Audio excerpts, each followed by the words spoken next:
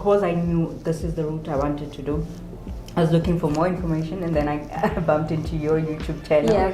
I think it's good that we're starting with the application process, because I am getting a lot of questions around that too. And I want us to actually take a question from one of our subscribers. But there's something I missed, which was very important, which could throw your application into the bin.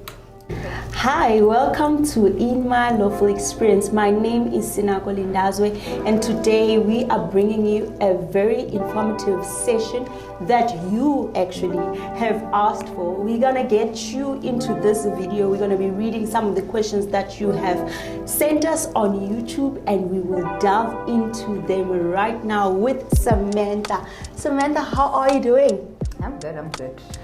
Tell the viewer who you are, where you come from, and when was your call to the bar. I'm excited for this, so I want them to know you from the horse's mouth before we even start. Alright, so I'm Samantha Moloi, and I'm a pupil at the Johannesburg Society of Advocates, 2023. We are dealing with it, yes, the pressure. My call to the bar was actually when I started out going back to law school. Yeah. It's 2017, and honestly, it was just God saying, go back to school. Yeah. And I was like, what do I do? Politics, law, I love them both. I'm lucky enough that I managed to do BA law at the time, lucky enough to get NAFSAs to pay for my schooling. And that's how my journey started. Finished the first degree, second degree. I always knew that I wanted to be an advocate. Amazing. It was just that tricky part. How will I get in? Yeah. Such high standard, and I felt like, you know, when you have imposter syndrome, that I don't think I can do that. But you're here now. You're here now. I'm here. You're here now. You have to just pull yourself up and find people that are inspirational. Yeah. And for me, you were part of that also. Finding you on social media, and my other mentors, Advocate Raja, Karabo, who's actually my mentor right now. Yeah. So it's finding those things when you know what your passion is. So for me, it is human rights. It is trying to give back to my own community and dealing with children in township schools and trying to bring them basically just into university. That's all I want, and out of the issues in society, and just preparing the next generation to go forward. In Africa is a big passion of mine. I know. Because I invited you, I just invited the whole of Africa to South Africa. That was amazing, actually. Because that's my passion. I'm looking at building other leaders, where we connect other leaders, build here's other leaders, so they can go back and that's exactly why we're here. We are paying it forward, giving back. And it's crazy because you say a year ago you were actually sitting here and asking yourself, should I be doing this?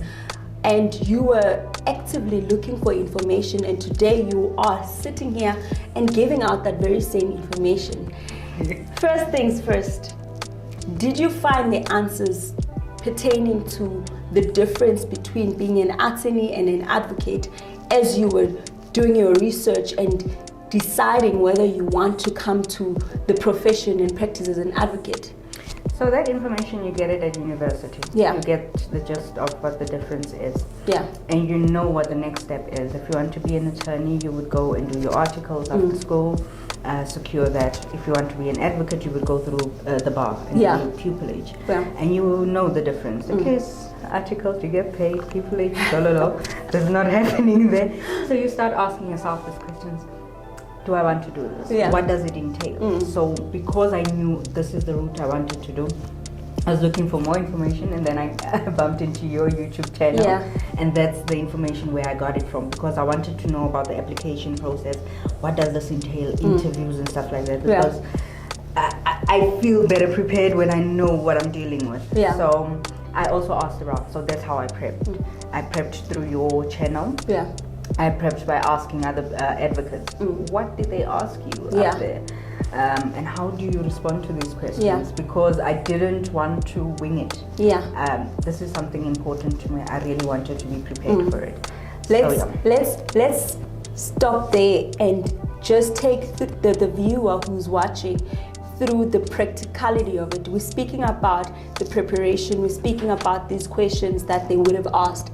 Practically, what were the questions or some of the questions that somebody who's preparing for their journey? Let's start with the application process.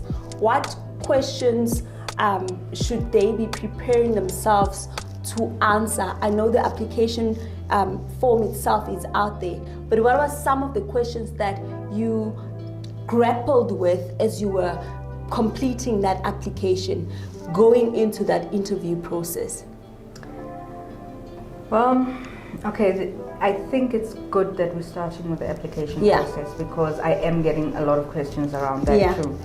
And for me, I would respond by read the question. Yeah. What I am going to say is, firstly, when you fill it in, be honest. Yeah. It's going to ask you the similar questions that they're going to ask in the interview. So it has to come from you. You cannot Google it. You cannot make it up. It's you.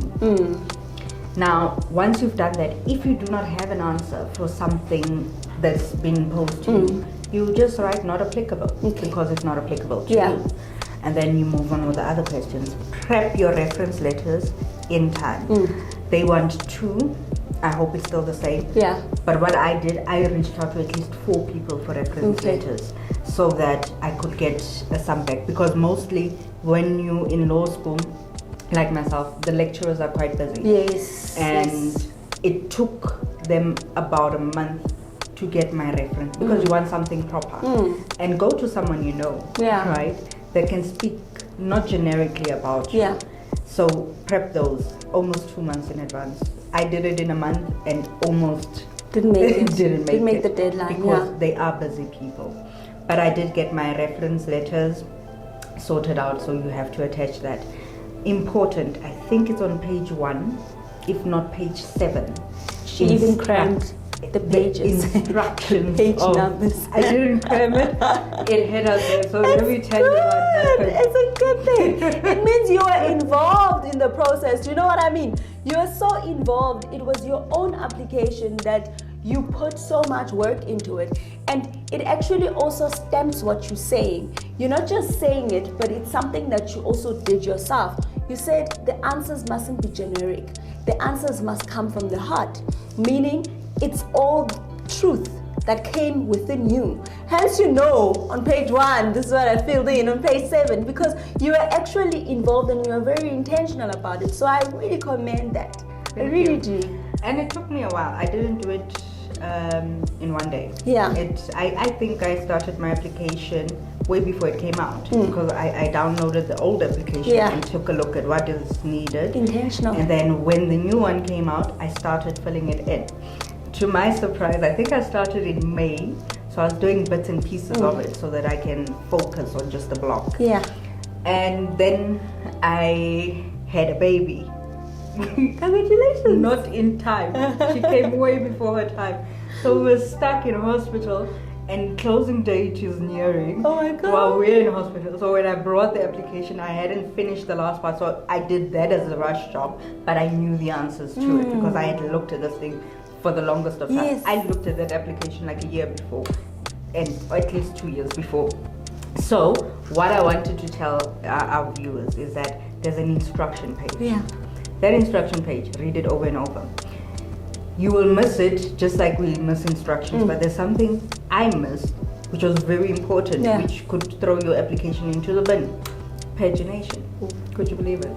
Pagination. We paginated while we were here, and there were so many of us that missed it, that because I did the rush job at the end of it, I did not go back and reread that said from page 8, which will now be page 1, you need to paginate. So we were running around. I think that we were at Postnet somewhere, about 50 of us, each one scrambling around, because it's the last day. So do not do that to yourself. Read that thing and just do it once and get it done. If anything that I'm hearing and I'm taking from Samantha, and I hope you do too, always prepare.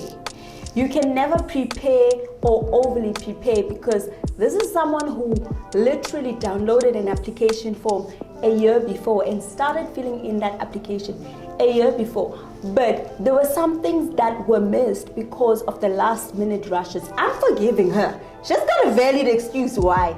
But you don't have any excuse why at this moment. If you are watching this video, read the instructions. Make sure you literally take time with your application.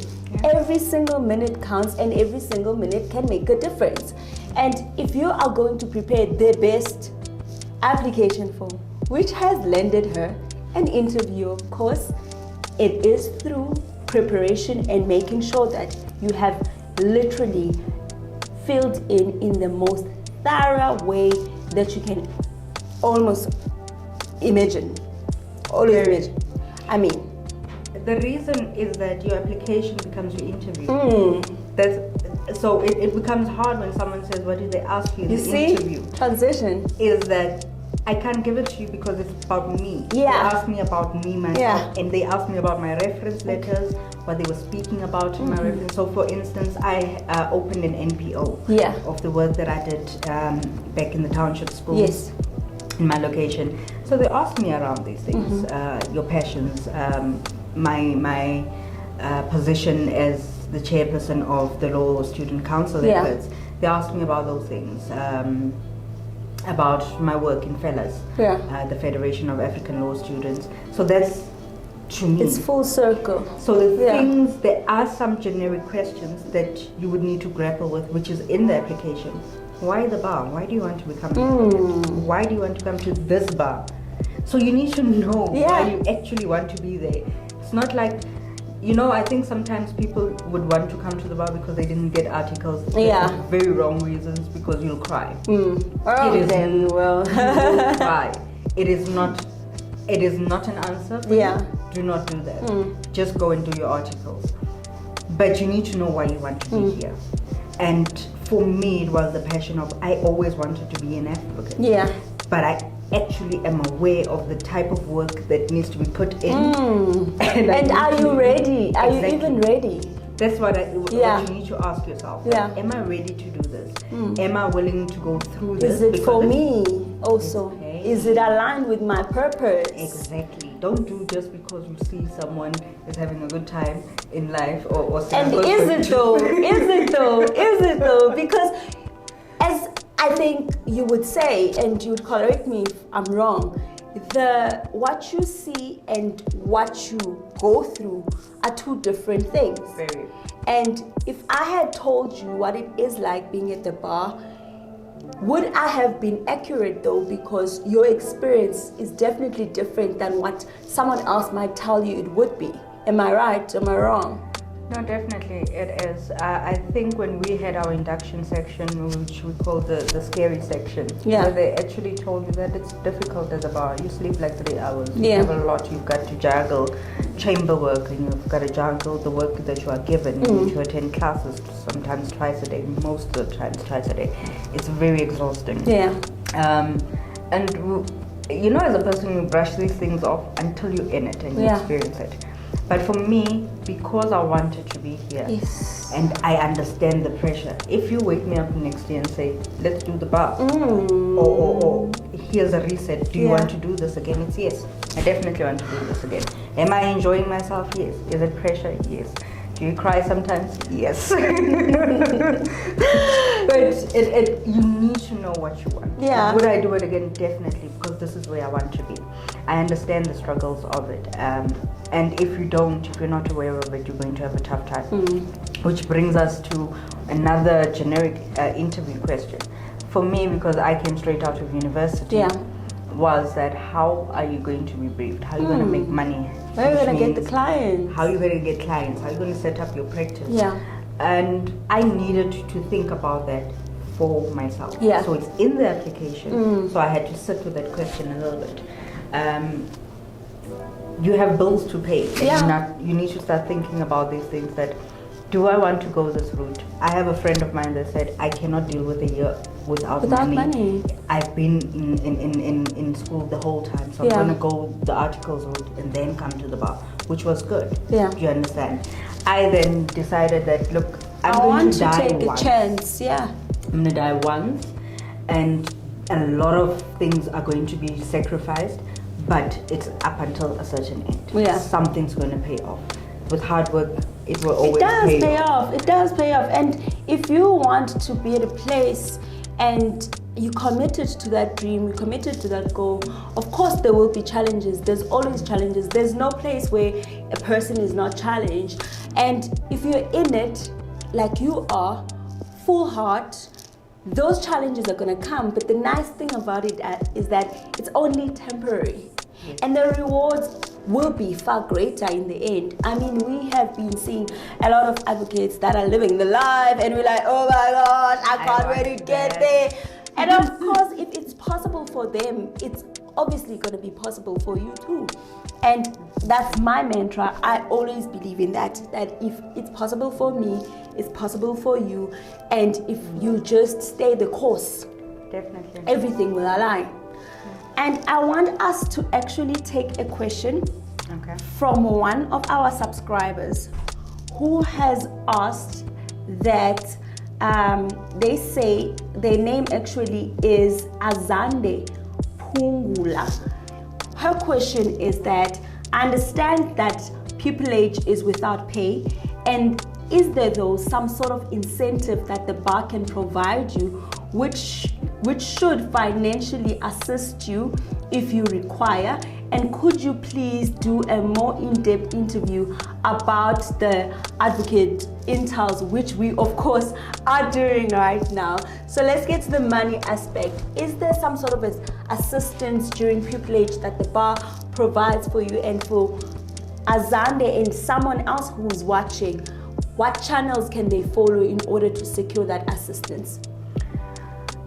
Well, there actually is.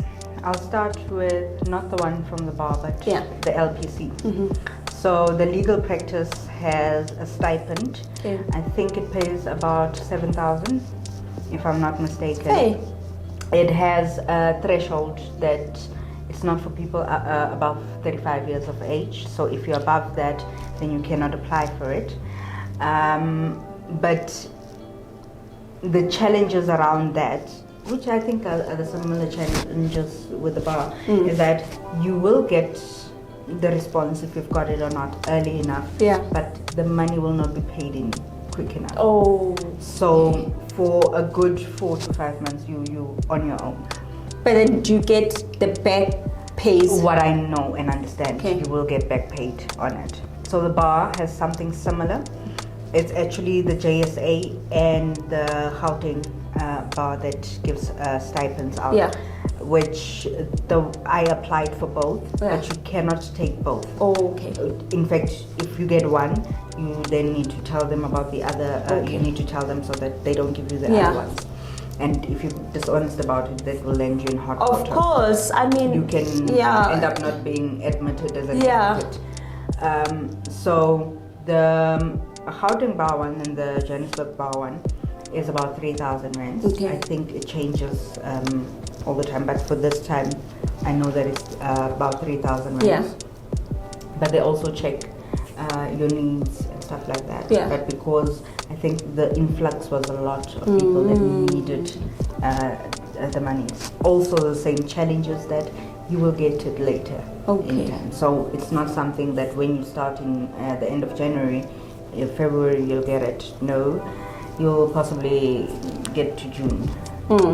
So our advice to the person who's watching, if I'm right, and of course you'll correct me because you've went through the process.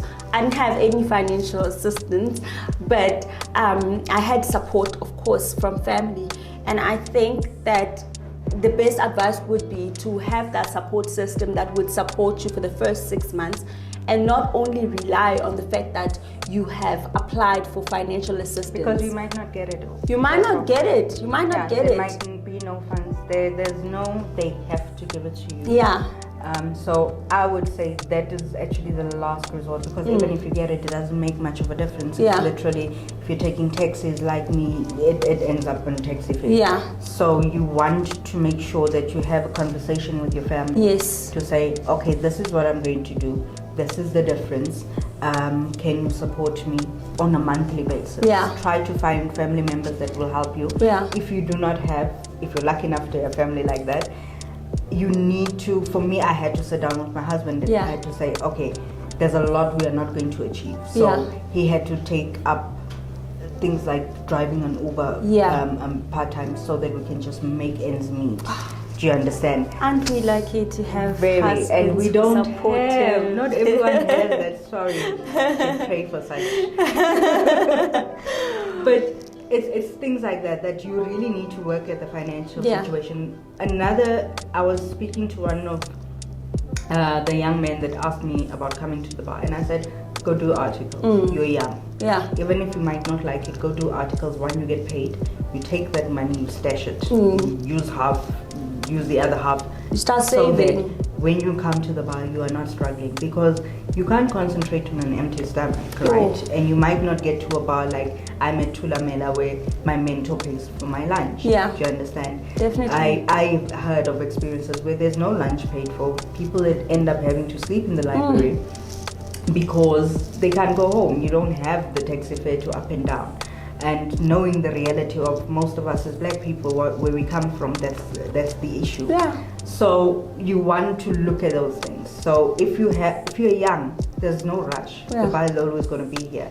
Go do your articles for a year or two, then come back with some money that you saved to say, okay, I will pay myself 3,000 or something, and then be able to do this. So what I'm gathering from Samantha, which is a very pertinent answer that she has given to us, from the pupillage application process to the interview process and towards also your experience at the bar, you have to prepare. You know in advance that you want to do this. You have to have your finances in dark.